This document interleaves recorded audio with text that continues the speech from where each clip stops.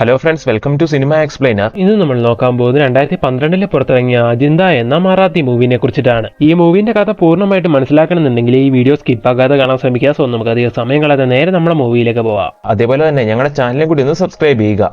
1800കളിലാണ് ഈ കഥ നടക്കുന്നത്. മൂവിയുടെ തുടക്കത്തിൽ ഒരു ബ്രിട്ടീഷുകാരൻ കുറെ ആൾക്കാരെയും കൂട്ടിക്കൊണ്ട് ഒരു ഫോറസ്റ്റ് ഏരിയയിലേക്ക് വേട്ടയാടാൻ വേണ്ടി പോവാണ്. ആ സമയത്ത് ബൈനോക്കുലറിലൂടെ അയാൾ ഒരു പഴയ ഗുഹ കാണുവാണ്. അങ്ങനെ ഇപ്പൊ അതിലെന്താ ഉള്ളേ നോക്കാൻ വേണ്ടി അയാളുടെ ആൾക്കാരെയും കൂട്ടിക്കൊണ്ട് നേരെ അവിടേക്ക് എത്തുന്നു. അങ്ങനെ ഒരു തീപ്പന്തം എല്ലാം കത്തിച്ച് അവരങ്ങനെ അകത്ത് കയറി നോക്കുമ്പോൾ ആ ഗുഹേന്റെ ചുമരിൽ മുഴുവൻ പഴയ കാലത്തെ പെയിന്റിങ്സ് ആയിരുന്നു. അതും 10,000-2000 കൊല്ലം മുമ്പുള്ളത്. അതിൽ ഓരോ പെയിന്റിങ്സിലും ചരിത്രപ്രധാനമായ ചില കഥകളുണ്ട്. അങ്ങനെ ഇപ്പൊ ഇതെല്ലാം കണ്ട് ആ ബ്രിട്ടീഷുകാരൻ ആകാശപ്പെട്ടു പോവാണ്. അടുത്ത സീനിൽ ആ നാട്ടിലെ രാജാവിനെ പോയി കണ്ട് അയാൾ ഈ കാര്യങ്ങളെല്ലാം രാജാവിനോട് പറയുന്നു. രാജാവ് പറയുന്ന കാര്യങ്ങൾ ഈ ബ്രിട്ടീഷുകാരൻ പറയുന്ന കാര്യങ്ങൾ ഈ രാജാവിനെ മനസ്സിലാക്കാൻ വേണ്ടി ഇവരുടെ കൂട്ടത്തിൽ ഒരു ട്രാൻസ്ലേറ്റർ ഉണ്ട്. അങ്ങനെ ഇപ്പൊ ബ്രിട്ടീഷുകാരൻ പറയുന്ന കാര്യം എന്താ നോക്കിയിട്ടുണ്ടെങ്കിൽ ഇന്ന പോലെ ആ ഗുഹ കണ്ടെത്തി അതിനുള്ളിൽ പരിശോധിച്ചപ്പോൾ ഒരുപാട് കൊല്ലം പഴക്കമുള്ള ആ പെയിന്റിങ്സ് എല്ലാം കണ്ടു. അതിൽ ഓരോന്നും നിങ്ങളുടെ നാടിന്റെ ഹിസ്റ്ററി പറയുന്നതാണ്. സോ നിങ്ങൾ പെർമിഷൻ തരുവാണെങ്കിൽ ആ കാര്യങ്ങളെല്ലാം ഞങ്ങൾ ലോകത്തെ അറിയിക്കും. അതുവഴി നിങ്ങളുടെ കൾച്ചർ ലോകം മുഴുവൻ അറിയും. നിങ്ങളുടെ നാട് ഫേമസ് ആവും. ഇതെല്ലാം കേൾക്കുന്ന രാജാവ് ശരി അങ്ങനെയാണെങ്കിൽ നിങ്ങൾക്ക് വേണ്ടി ഞാൻ എന്താ ചെയ്തു തരണ്ടേന്ന് ചോദിക്കുന്നു. ആ ഗുഹയിലേക്ക് നിങ്ങൾ നല്ല വഴി ഉണ്ടാക്കി തരണം. അതല്ല ആ ഗുഹേന്റെ ഉള്ളിൽ മുഴുവൻ നിങ്ങൾ നിങ്ങളുടെ ആൾക്കാരെ വിട്ട് ശരിക്കും ഒന്ന് ക്ലീൻ ചെയ്യിച്ചു തരണം. കണ്ടാ പേടിക്കുന്ന ഒരു അവസ്ഥയെന്ന്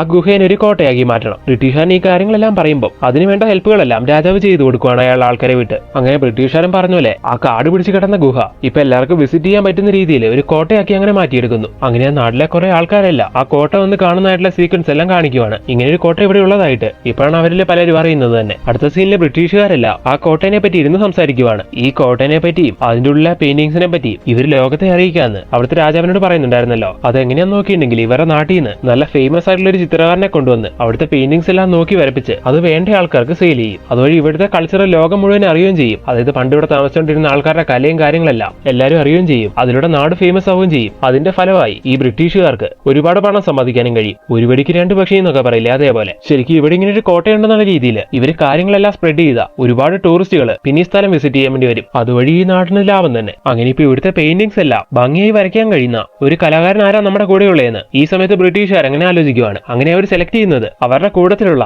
റോബർട്ട് ഗിൽ എന്ന് പറയുന്ന ഒരാളെയായിരുന്നു. അവനാണ് ഈ മൂവിയിലെ നായകൻ. അങ്ങനെ ആ സീനോടെ കട്ടെ അടുത്ത സീനിൽ ആ നാട്ടിൽ നടക്കുന്ന ഒരു ഫെസ്റ്റിവൽ കാണിക്കുന്നു. ഇപ്പൊ അതിൽ കുറെ പെണ്ണുങ്ങൾ ഡാൻസ് ചെയ്യുവാണ്. ഇവരുടെ കൂട്ടത്തില് പാറു എന്ന പേരുള്ള നമ്മുടെ നായികയുണ്ട്. നായികനെ പറ്റി നോക്കുവാണെങ്കിൽ അവളൊരു അനാഥയാണ്. ഈ നാടിന്റെ ഹെഡായ മൂക്കയ്യ എന്ന് പറയുന്ന വ്യക്തിക്ക് അവളുടെ മേലൊരു കണ്ണുണ്ട്. എന്നാൽ അവൾക്ക് അയാളെ ഇഷ്ടമല്ല. അങ്ങനെ ആ സീനോടെ കട്ടെ അടുത്ത സീനില് ആ കോട്ടയിലെ പെയിന്റിങ്സ് എല്ലാം വരയ്ക്കാൻ വേണ്ടി ബ്രിട്ടീഷുകാർ തെരഞ്ഞെടുത്ത റോബർട്ട് ഗില്ല എന്ന് പറയുന്ന ആ ബ്രിട്ടീഷുകാരൻ അതായത് നായകൻ അങ്ങനെ അവിടേക്ക് എത്തുവാണ്. അങ്ങനെ ഇപ്പൊ നായകൻ കോട്ടയിലേക്ക് എത്തി ആ കോട്ടന്റെ അകമെല്ലാം കയറി കാണുമ്പോൾ അവിടെ എല്ലാം അയാൾക്ക് വല്ലാതെ ഇഷ്ടപ്പെടുന്നു. ഇതേസമയം അയാൾക്ക് ഹെൽപ്പ് എല്ലാം ചെയ്തുകൊണ്ട് ആ ട്രാൻസ്ലേറ്ററും പിന്നെ പണ്ഡിറ്റ് എന്ന് പറയുന്ന ഒരു വ്യക്തിയും അയാളുടെ കൂടെയുണ്ട്. അങ്ങനെ ഇപ്പൊ കോട്ടയിലെത്തിയ ആർട്ടെല്ലാം കണ്ട് ആകെ ഇംപ്രസ്ഡ് ആവുന്ന അയാള് എത്രയും വേഗം അതെല്ലാം വരച്ചെടുക്കണം എന്ന് ആഗ്രഹിക്കുന്നു. എന്നാൽ വരയ്ക്കാനുള്ള അയാളുടെ പല എക്യുപ്മെന്റ്സും അയാളുടെ നാട്ടിൽ നിന്ന് എത്തുന്നേ ഉള്ളൂ. അതെത്താൻ കുറച്ച് ദിവസം പിടിക്കും. സോ ആ ഒരു ഗ്യാപ്പ് എല്ലാം അയാൾ വേസ്റ്റ് ആക്കി കളയാതെ ആ നാട് മുഴുവൻ ചുറ്റിക്കറങ്ങി നടന്നു കണ്ട് അങ്ങനെ എക്സ്പ്ലോർ ചെയ്യുവാണ്. ഇതേസമയം നമ്മുടെ നായകന് വേണ്ട എല്ലാ ഹെൽപ്പും ചെയ്ത് കൂടെ നിൽക്കുന്ന പണ്ഡിറ്റും ട്രാൻസ്ലേറ്ററും ആ നാടിന്റെ ഹെഡായ മൂക്കയ്യനെ കണ്ട് ഇന്നപോലെ നായകൻ ഇവിടേക്ക് വന്ന കാര്യവും അതിന്റെ പുറകിലെ ഉദ്ദേശവും ഡീറ്റെയിൽ ആയി പറഞ്ഞു കൊടുത്ത് അയാൾക്ക് വേണ്ട ഹെൽപ്പുകളെല്ലാം ചെയ്യാൻ നിങ്ങൾ നിങ്ങളുടെ ആൾക്കാരും കൂടെ നിൽക്കണമെന്നൊക്കെ അവനോട് റിക്വസ്റ്റ് ചെയ്യുന്നു. ഇതെല്ലാം കേൾക്കുന്ന മൂക്കയ്യക്ക് അതൊന്നും വലിയ ഇഷ്ടാവുന്നില്ലെങ്കിലും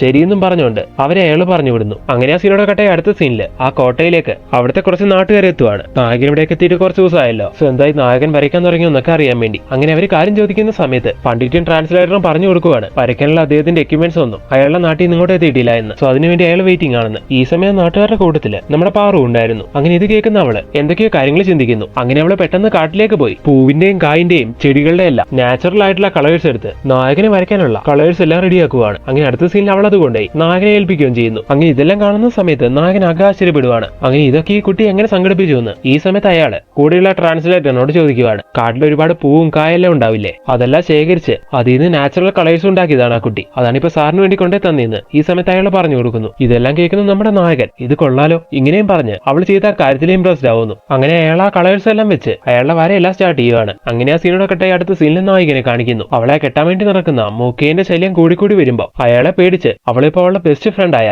കമല എന്ന് പറയുന്ന ഒരു പെണ്ണിന്റെ വീട്ടിലാണ് താമസം. അങ്ങനെ അടുത്ത സീനിൽ നമ്മുടെ നായകൻ ട്രാൻസ്ലേറ്ററേയും കൂട്ടിക്കൊണ്ട് നായകനെ കാണാൻ വേണ്ടി അവിടേക്ക് വരുവാണ്. അവൾ അയാൾക്ക് വേണ്ടി ആ കളേഴ്സ് എല്ലാം ചെയ്തു കൊടുത്തായിരുന്നല്ലോ. അത് അയാൾക്ക് ഭയങ്കര യൂസ്ഫുൾ ആയി മാറിയുണ്ട്. അതിന് നന്ദി പറയാൻ വേണ്ടിയാണ് അയാളിപ്പോ ട്രാൻസ്ലേറ്ററേയും കൂട്ടിക്കൊണ്ട് ഇവിടേക്ക് വന്നിരിക്കുന്നത്. അങ്ങനെ ഇപ്പൊ ആ കാര്യങ്ങളെല്ലാം പറഞ്ഞ് അയാൾ നായകനോട് നന്ദി പറയുന്നു. ഈ സമയത്ത് ആ ട്രാൻസ്ലേറ്റർ അയാൾ പറയുന്നൊന്നും നായികയ്ക്ക് മനസ്സിലാവാത്തോണ്ട് സാർ ഇന്ന പോലെയാണ് പറഞ്ഞെന്നും പറഞ്ഞുകൊണ്ട് നായികന്റെ ഭാഷയിൽ അത് പറഞ്ഞു കൊടുക്കുവാണ്. ഇതെല്ലാം കേൾക്കുന്ന സമയത്ത് നായിക ഒരുപാട് സന്തോഷിക്കുന്നു. പിന്നീട് അങ്ങോട്ട് ഇടയ്ക്കിടയ്ക്ക് അയാളുടെ വരയൊക്കെ കാണാൻ വേണ്ടി നായിക കോട്ടയിലേക്കൊക്കെ പോകുന്നു. പോകുന്നതായിട്ട് കാണിക്കുന്നു. അങ്ങനെ ഇടയ്ക്കിടയ്ക്ക് മീറ്റ് ചെയ്ത് അവർ തമ്മിൽ നല്ല പരിചയമാവുകയാണ്. അങ്ങനെ ആ പരിചയം അവരുടെ ഇടയിൽ ഒരു കെമിസ്ട്രി ഉണ്ടാക്കുന്നു. അതുകൊണ്ട് തന്നെ പിന്നീട് അയാൾ വരയ്ക്കുന്ന പല ചിത്രങ്ങളിലും അതിലെ സ്ത്രീ കഥാപാത്രങ്ങൾക്ക് മുഖം കൊടുക്കുമ്പോൾ അയാൾ നായകന്റെ മുഖം വരയ്ക്കുവാണ്. അങ്ങനെ ലാംഗ്വേജ് കൊണ്ട് പോലും സെറ്റ് ആവുന്നില്ലെങ്കിലും അവരുടെ മനസ്സുകൾ തമ്മിൽ അടുക്കുന്നു. അങ്ങനെയിരിക്കുന്ന അതേ സമയം തന്നെ നായകനെ പറ്റി കൂടുതൽ അറിയാൻ വേണ്ടി അയാൾ ട്രാൻസ്ലേറ്ററിനോടെല്ലാം ചോദിക്കുവാണ്. അങ്ങനെ അയാൾ നായകനെ പറ്റി കൂടുതൽ കാര്യങ്ങൾ നായകനെ പറഞ്ഞു കൊടുക്കുകയും ചെയ്യുന്നു. അങ്ങനെ അവിടുന്ന് വീണ്ടും ദിവസങ്ങൾ കഴിഞ്ഞു പോവുകയാണ്. അങ്ങനെയിരിക്കുന്ന ഒരു ദിവസം കുറെ ഫുഡെല്ലാം തയ്യാറാക്കി നായിക കൊണ്ട് നായകന് കൊടുക്കുന്നു. അങ്ങനെ അവളുണ്ടാക്കി കൊണ്ടുവന്ന ഇന്ത്യൻ ഫുഡല്ല അയാൾക്ക് വല്ലാതെ ഇഷ്ടപ്പെടുവാണ്. അങ്ങനെ അയാൾ ഇംഗ്ലീഷില് ഫുഡൊക്കെ വളരെ നന്നായിട്ടുണ്ടെന്ന് അവളോട് പറയുന്നു. ഇത് കേൾക്കുന്ന നായികയ്ക്കാണെങ്കിൽ ഒന്നും മനസ്സിലാവുന്നില്ലെങ്കിലും അയാൾ കാണിക്കുന്ന ആക്ഷൻ എല്ലാം വെച്ച് അയാൾ പറയുന്നത് എന്തായിരിക്കും എന്നൊക്കെ നായിക മനസ്സിലാക്കുന്നു. കണ്ടില്ലേ, ഇങ്ങനെ സൈൻ ലാംഗ്വേജ് ഒക്കെ യൂസ് ചെയ്തിട്ടാണ് അവര് പല കാര്യങ്ങളും അങ്ങോട്ടും ഇങ്ങോട്ടും മനസ്സിലാക്കി എടുക്കുന്നത്. ഇതുകൊണ്ട് തന്നെ വളരെ പെട്ടെന്ന് പരസ്പരം എടുത്ത് അവര് അങ്ങനെ പ്രണയിക്കാനും തുടങ്ങുന്നു. ആ ഒരു കാര്യം കൊണ്ട് തന്നെ ഒരിക്കലും നായകൻ തനിച്ച് ആ കോട്ടയിൽ ഇരിക്കുമ്പോൾ അവനെ കാണാൻ വേണ്ടി അവിടേക്ക് നായിക എത്തുവാണ്. അങ്ങനെ ആ സമയത്ത് ഒരു ഫീലിംഗ്സിന്റെ പുറത്ത് നായകൻ അവളെ അപ്രോച്ച് ചെയ്യുന്നു. അവളും അതിന് വഴങ്ങി കൊടുക്കുവാണ്. അങ്ങനെ അവർ തമ്മിൽ റൊമാൻസ് ചെയ്യുന്നു. എന്നാൽ അതിനുശേഷം നമ്മുടെ നായികയ്ക്ക് ചെയ്തു പോയത് തെറ്റായി പോയോ എന്നൊക്കെ ഒരുപാട് പശ്ചാത്താപം തോന്നുവാണ്. എന്നാൽ അവളെ മനസാക്ഷി അവളോട് പറയുവാണ്, നീ ചെയ്തൊരു തെറ്റുമല്ല, നീ ആഗ്രഹിക്കുന്നത് അളവ് കടന്ന സ്നേഹമാണ്. ഒരിക്കലും നിന്റെ പുറകെ നടക്കുന്ന മൂക്കയ്യ എന്ന് പറയുന്ന വ്യക്തിയിലൂടെ നിനക്കത് കിട്ടാൻ പോകുന്നില്ല. സോ ബ്രിട്ടീഷുകാരനായ ആ വ്യക്തിയിലൂടെ നിനക്കത് ആവശ്യത്തിൽ കൂടുതൽ കിട്ടുന്നു. അതുകൊണ്ട് നീ അയാളിലേക്ക് അടുത്തു, അതൊരിക്കലും ഒരു തെറ്റല്ല എന്ന്. അങ്ങനെ നമ്മുടെ നായിക അവളുടെ പശ്ചാത്താപം എല്ലാം മറക്കുന്നു. അങ്ങനെ ആ സീനോടെ കട്ടായ അടുത്ത സീനില് ചിത്രങ്ങളെല്ലാം വരച്ചുകൊണ്ടിരിക്കുന്ന ആ ബ്രിട്ടീഷുകാരനെ കാണിക്കുന്നു. അതായത് നായകനെ കാണിക്കുന്നു. ഇപ്പൊ നായകന്റെ ചിന്ത ഏതാന്ന് നോക്കിയിട്ടുണ്ടെങ്കിൽ ഈ പെയിന്റിങ്സ് വരയ്ക്കുന്നതിനെ പറ്റിയൊന്നുമല്ല, നമ്മുടെ നായികനെ പറ്റിയാണ്. ഫുൾ ടൈം അയാളുടെ ഉള്ളില് അവളുടെ ചിന്തകളാണ്. അങ്ങനെ ഇരിക്കുന്ന അതേ സമയം തന്നെ അവനെ കാണാൻ വേണ്ടി ആ കോട്ടയിലേക്ക് വീണ്ടും നായിക എത്തുവാണ്. അങ്ങനെ അന്ന് റൊമാൻറ്റിക് ആവുന്ന അവര് തമ്മിൽ ഫിസിക്കലി കണക്ട് ആവുന്നു. അങ്ങനെ ആ സീനോടെ കട്ടായി കുറച്ച് ദിവസം കഴിഞ്ഞു പോവാണ്. ഇതേ സമയത്ത് നായകന്റെ പുറകെ നടക്കുന്ന ആ മൂക്കയ്യ എന്ന് പറയുന്ന വ്യക്തിയില്ലേ, അയാളിപ്പോ നായകനുമായിട്ട് ഒരുപാട് അടുത്തു എന്നുള്ള കാര്യങ്ങളെല്ലാം എങ്ങനെ അറിയുന്നു. അയാൾക്ക് നായകനെ ഇഷ്ടമായതുകൊണ്ട് തന്നെ ഈ കാര്യം അറിയുമ്പോൾ അയാൾക്ക് അകത്ത് ദേഷ്യം വരുന്നു. അങ്ങനെ വന്ന നായകനെ എത്രയും വേഗം ഇവിടെ ഓടിക്കണം എന്നൊക്കെ അയാൾ പ്ലാൻ ചെയ്യുവാണ്. അങ്ങനെ ഇരിക്കുന്ന ആ സമയത്താണ് അവരുടെ ഗ്രാമത്തില് ഒരു ഫെസ്റ്റിവൽ നടക്കുന്നത്. അതിൽ സ്ഥിരം ചെയ്യാറുള്ളത് പോലെ നായികയും കുറെ സ്ത്രീകളെല്ലാം ഡാൻസ് ചെയ്യുന്നു. അങ്ങനെ ആ ആഘോഷങ്ങൾക്കിടയിൽ ഈ കാര്യങ്ങൾ അറിഞ്ഞ് അവിടേക്ക് നമ്മുടെ നായകൻ എത്തുവാണ്. അങ്ങനെ ഇപ്പൊ അവരുടെ ഇടയിലേക്ക് കയറി ചെന്ന് നായകൻ അവരോട് ഡാൻസ് ചെയ്യുന്നു. നായികയായിട്ടുള്ള അവന്റെ അടുപ്പമെല്ലാം അറിഞ്ഞ് അവനായിട്ട് പ്രശ്നം ഉണ്ടാക്കാൻ വേണ്ടി ഇരിക്കുന്ന മൂക്കയ്യാണെങ്കിൽ ഈ സമയം ഈ സാഹചര്യം മുതലാക്കുവാണ്. അങ്ങനെ അയാളുള്ള ആൾക്കാരെയും കൂട്ടി നായകനുമായിട്ട് പ്രശ്നം ഉണ്ടാക്കുമ്പോൾ അയാളുടെ കൂടെയുള്ള പണ്ഡിറ്റും ട്രാൻസ്ലേറ്ററും എല്ലാം വന്ന് അവരെ പിടിച്ചു മാറ്റാൻ ശ്രമിക്കുന്നു. ഒരു ഘട്ടത്തിൽ അവരുടെ പെരുമാറ്റത്തില് ഒരുപാട് ദേഷ്യം വന്ന നായകനാണെങ്കിൽ അവർക്ക് നേരെ തോക്കിയുണ്ടെന്നു. ഈ സമയം പണ്ഡിറ്റും ട്രാൻസ്ലേറ്ററും എങ്ങനെയൊക്കെ നായകൻ അതിന് തടയുവാണ്. അങ്ങനെ പ്രശ്നമൊന്നും വേണ്ടെന്ന് പറഞ്ഞ് നായകൻ ഇവിടുന്ന് വിളിച്ചുകൊണ്ട് പോകുന്നു. അടുത്ത ദിവസം നായകന്റെ അടുത്തേക്ക്, അതായത് നായിക താമസിച്ചുകൊണ്ടിരിക്കുന്നത് അവളുടെ ഫ്രണ്ടായ കമലേന്റെ വീട്ടിലാണല്ലോ, അവിടേക്ക് എത്തി മൂക്കയ്യാണെങ്കിൽ, നീ ആ ബ്രിട്ടീഷുകാരുമായിട്ടുള്ള അടുപ്പമല്ല ഞാൻ അറിഞ്ഞു, ഇനി നിങ്ങൾ തമ്മിലുള്ള അടുപ്പം മുന്നോട്ട് കൊണ്ടുപോകാൻ ആ പ്ലാനെങ്കിൽ അവൻ ജീവനോടുകൂടി ഈ നാട് വിട്ടു പോയില്ല എന്നും പറഞ്ഞ് നായകനെ ഭീഷണിപ്പെടുത്തുവാണ്. അങ്ങനെ സീനോട് കട്ടായ അടുത്ത സീനില് നമ്മുടെ നായകൻ കുതിരപ്പുറത്ത് എവിടെയൊക്കെ പോയിക്കൊണ്ടിരിക്കുന്ന സമയം മൂക്കയ്യായുള്ള ആൾക്കാരും കൂടി ഒരു ട്രാപ്പിൽ അയാളെ പിടികൂടി അയാളെ കൊല്ലുന്നതായിട്ട് കാണിക്കുന്നു. പെട്ടെന്ന് നായകൻ ഞെട്ടി എഴുന്നേക്കുവാണ്. ഇത് നായിക കണ്ടൊരു സ്വപ്നമായിരുന്നു. കാരണം മൂക്കയ്യ വന്നിട്ട് ഇനി അവനുമായിട്ടുള്ള അടുപ്പം മുന്നോട്ട് കൊണ്ടുപോയാ അവനെ കൊല്ലുമെന്നും പറഞ്ഞിട്ട് നായകനെ വരട്ടുന്നുണ്ടായിരുന്നല്ലോ. സോ ആ ചിന്തകളെല്ലാം മനസ്സിൽ കിടന്നുകൊണ്ട്